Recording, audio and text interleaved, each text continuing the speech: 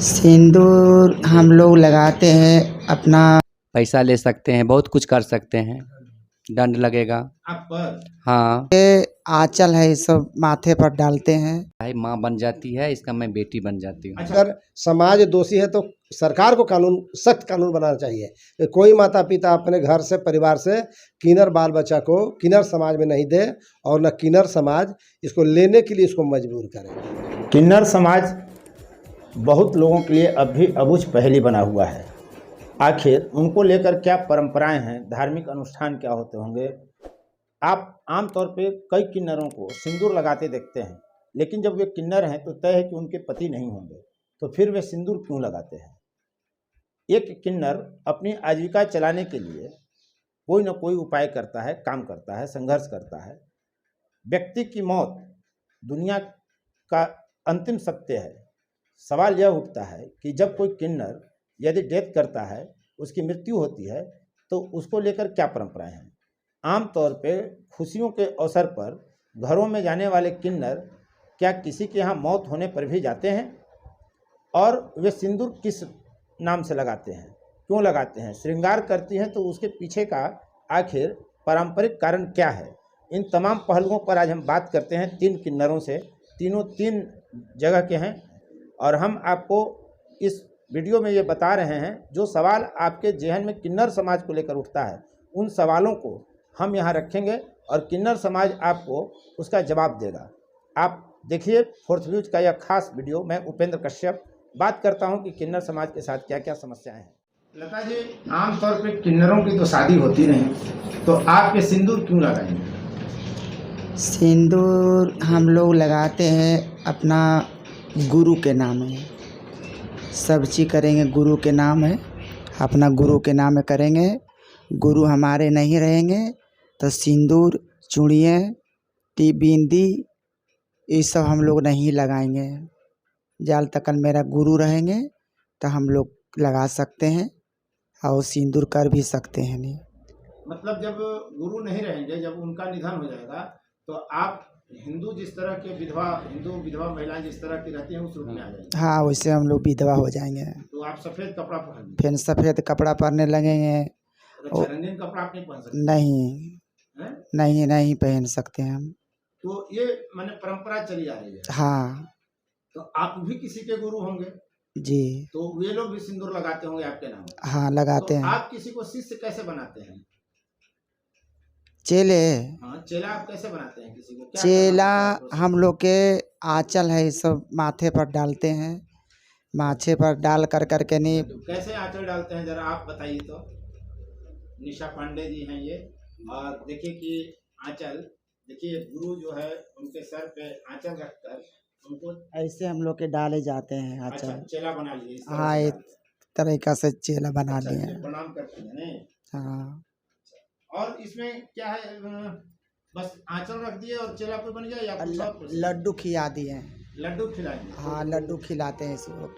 लड्डू खिला कर करके लड्डू दे दीजिए, खिला के दिखा देंगे। ये हमारे साथ जो है सब सुविधा उपलब्ध है फोर्थ व्यूज के दर्शकों के लिए, लेकिन खाने के लिए लड्डू आपको नहीं मिलेगा। लड्डू खाते हुए फोर्थ व्यूज के दर्शक देखें और देखिए कि किसी को शिष्य कैसे, चेला कैसे बनाया जाता है, और फिर क्या परंपराएं हैं। तो आप मिठाई खिलाते हैं, आंचल दे दिए जी। और सुनता हूं मैं कि आप गहना भी देते हैं। हाँ क्या देते हैं, गोड़ के, नाके के, ये सब पड़ते हैं। जिसे शादी ब्याह में देते हैं वही तरीका से हम लोग चेले देते हैं, नाक के देते हैं, गोड़ के देते हैं, कानों उनों के देते हैं।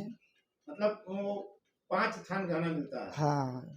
और तब अच्छा ये बताइए कि जन्म के समय आप लोग को कैसे पता चलता है कि किसी घर में किन्नर है और जाकर के लोग उठा? नहीं, मेरा मम्मी पापा छुपा के रखे हैं बहुत दिन।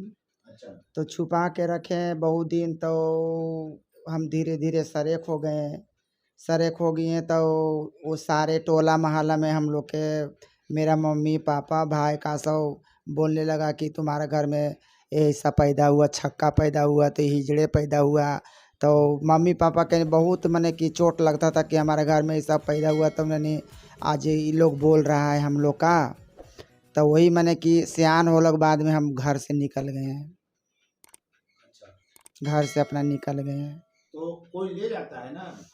कोई ऐसी कहीं मिल जाते हैं तो साथ हो जाते हैं, ऐसे तो घर से निकल जाते हैं। ये नाम नहीं। बोलिए बोलिए आप। घर से निकल जाते हैं। घर से निकल जाते हैं या कोई छक्का अथी मैंने कोई किन्नर समुदाय के लोग आकर के ले हाँ, मिल जाते हैं तो उसको साथ में हो जाते हैं हम लोग। पहले बार कहाँ जाएंगे हम लोग, पहला बार उसी के साथ में निकल के साथ में हो जाते हैं। वो पूछती है कहाँ कराने वाली है, तो हम बोलते हैं कि झारखंड के हैं। निशा जी, जनकपुर से आप हैं, हैं। सीता जी के गांव से, गांव से हैं। सीता जी की और- बहन हूँ। अरे वाह वाह, सीता जी की बहन। तो और क्या जुड़ा हुआ है गुरु और चेला का आपके यहाँ परंपरा क्या है? हम लोग की बेटी रिश्ता हो जाता है, माँ बन जाती है, इसका मैं बेटी बन जाती हूँ। अच्छा, गुरु आपकी गुरु माँ हो गई। माँ हो गई। अच्छा, मैं- और रिश्ते होते हैं क्या आप लोगों के बीच? माँ बेटी का। माँ बेटी का। हाँ, और गुरु के जो गुरु हैं उनको आप नानी कहेंगे? नानी कहेगी। अच्छा, ये तो मैंने परंपरा इस तरह की है। हम्म, तो वो जब चेला बनाई लता जी, हाँ। तो आपके साथ क्या क्या हुआ, कैसे चेला बना? कपड़ा दी है, लड्डू खिलाई है, 5 थान गहना दी है। अब हम कहीं नहीं जा सकते हैं। अच्छा, जिंदगी भर उन्हीं के साथ हाँ, किसी किन्नर के पास में नहीं जा सकती है। अगर मैं जा सकती हूँ, हमारे गुरु हैं, बोल लगा सकते हैं, पैसा ले सकते हैं, बहुत कुछ कर सकते हैं।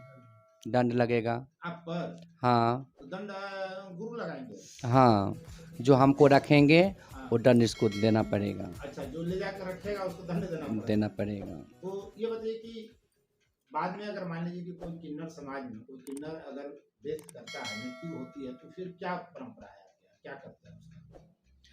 हम लोग में मिट्टी पड़ता है। अच्छा, माने कब्र खोद कर और उसको दफना दिया हाँ। जाता है। और उसकी पूजा भी होती है।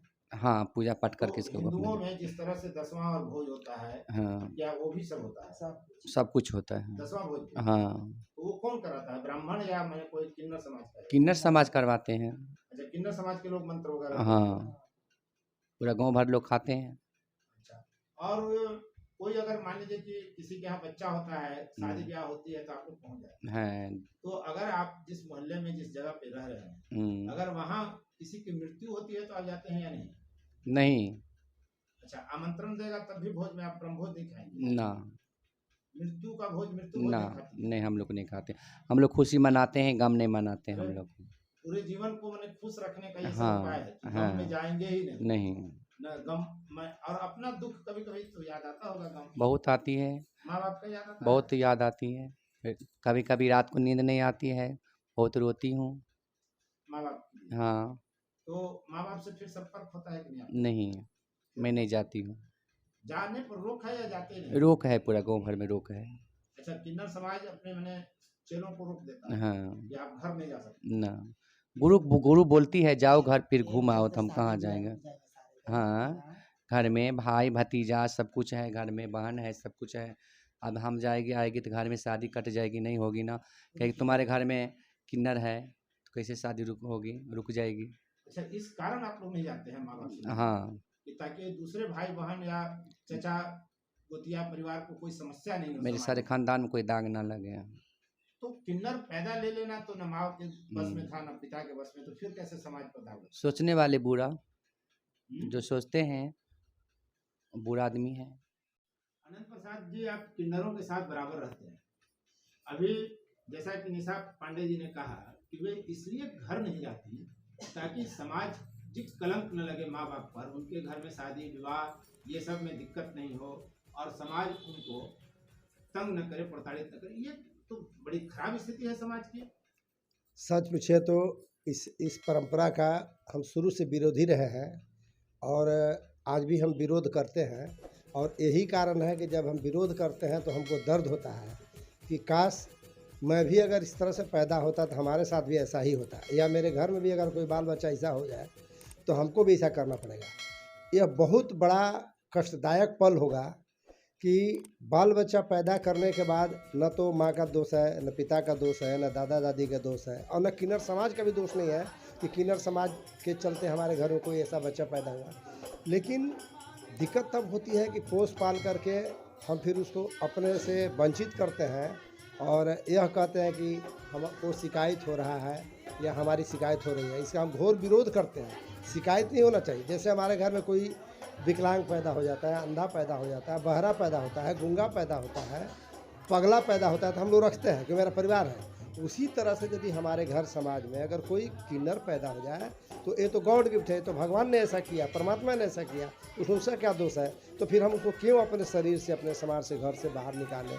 इसमें सरकार क्या कर सकती है? सरकार इसको एक कानून बनाए, बिल पास करे कि न तो किन्नर समाज इस पर दबाव दे कि मेरे साथ रहे ताकि उसका पूरा लाइफ बर्बाद हो, और न माता पिता इसको विरोध करे कि नहीं तुमको जाना है। सरकार जैसे बहुत तरह की कानून बना रही है, शराब पर रोक लगाया, बर्थ कंट्रोल पर रोक लगाया, 3 तलाक पर रोक लगाया, बहुत तरह का है सिस्टम जिसको सरकार रोक रही है।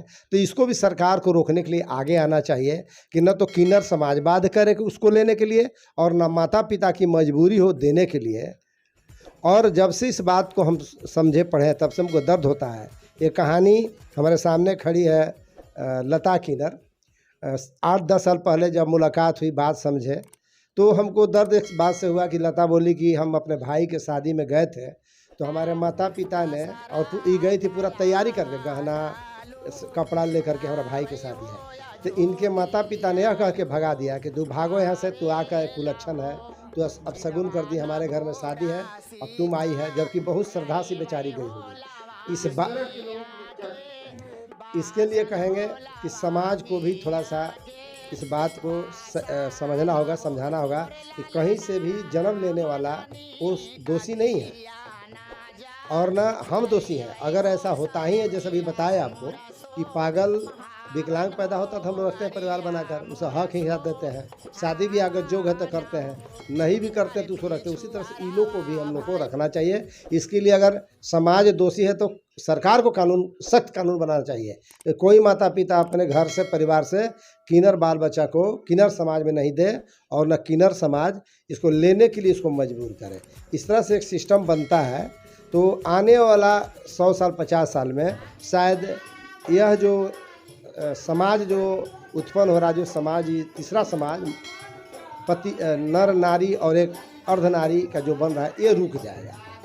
मैं तो यही कहूँगा सरकार से कि सरकार भी इसको रिस्क ले बनावे, और समाज को भी रिस्क लेना चाहिए। जब लता की अब व्यथा सुने कि इसका बाप माई से कोई मतलब नहीं है, लाचार होकर मजबूर होकर चली आई, इसका कोई दुनिया नहीं है, ये मजबूरी में एक समाज में खड़ा होकर के खुद जीने के लिए मजबूर है, उसी समय हम इसके दर्द से दर्दित हुए और हम बोले कि जाओ, हमारी 4 बहन हैं, लेकिन 4 बहन अपने ससुराल चली गई, कभी आती है नहीं आती है, लेकिन हम लता से एक वादा किए कि जाओ, आज से तुम मेरी बहन रही, और आज से 7-8 साल पहले से ये हर रक्षाबंधन में हमारे कलाई में राखी बांधने आती है।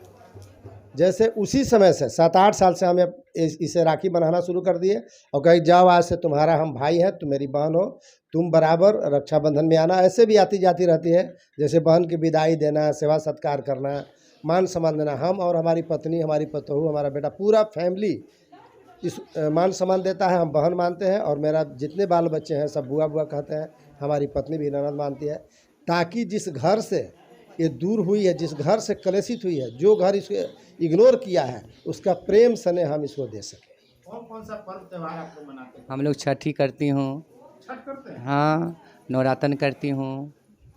सुबह किसके लिए करते हैं? क्या मांगते हैं?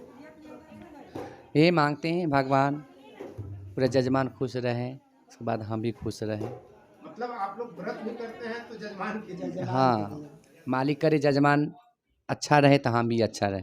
अच्छा, तो जजमान के कल्याण के लिए आप लोग व्रत हाँ। करते हैं, और क्या क्या जजमान के लिए आप करते हैं? सुबह को उठती हूँ, हमेशा दुआ मांगती हूँ, मालिक करे, भगवान करे कि बाजनिक भी घर पे हो, कि हम जाए वहाँ पे सोहर मंगल गाएं, खुशियाँ मनाएं। आप लोग का सिक्का दिया हुआ काफी महत्वपूर्ण माना जाता है। हाँ तो आप फोर्थ यूज पर हैं, तो क्या मुझे भी सिक्का देंगे क्या? हाँ, अवश्य दे सकते हैं, लीजिए। अच्छा, एक चीज ये बताइए कि आप दर्शकों से क्या कहेंगे, किन्नरों से उनका व्यवहार कैसा होना चाहिए? हम लोग को अच्छा से देखे, यही सब करें, और क्या।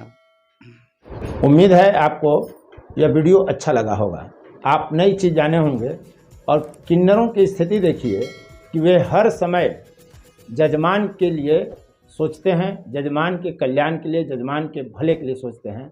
और अपने परिवार के लिए सोचते हैं कि हमारा परिवार किसी तरह समाज में उपहास का पात्र न बने, उसे समाज के लोग बेइज्जत न करें, इसलिए वे अपने माँ बाप से, भाई बहन से मिलना तक छोड़ देते हैं, रात भर रोते रहते हैं। भले ही जैसा कि निशा पांडे ने आपको बताया, तो उम्मीद करता हूं कि यह वीडियो आप लोगों को अच्छा लगा होगा और एक अपील करता हूं कि कहीं भी किन्नर हों तो कृपया उनको या उनके परिवार को आप फजीहत न करें। इसके लिए कोई किन्नर पैदा लेगा या लड़का पैदा लेगा या लड़की, न माँ जिम्मेदार है न पिता जिम्मेदार होता है, सब ईश्वर की लीला है। इसलिए तमाम दर्शकों से मेरा अपील है कि आप चैनल को सब्सक्राइब करें, शेयर लाइक कमेंट जरूर करें और कभी भी किन्नरों का उपहास न करें। धन्यवाद। फोर्थ व्यूज, चौथा विचार।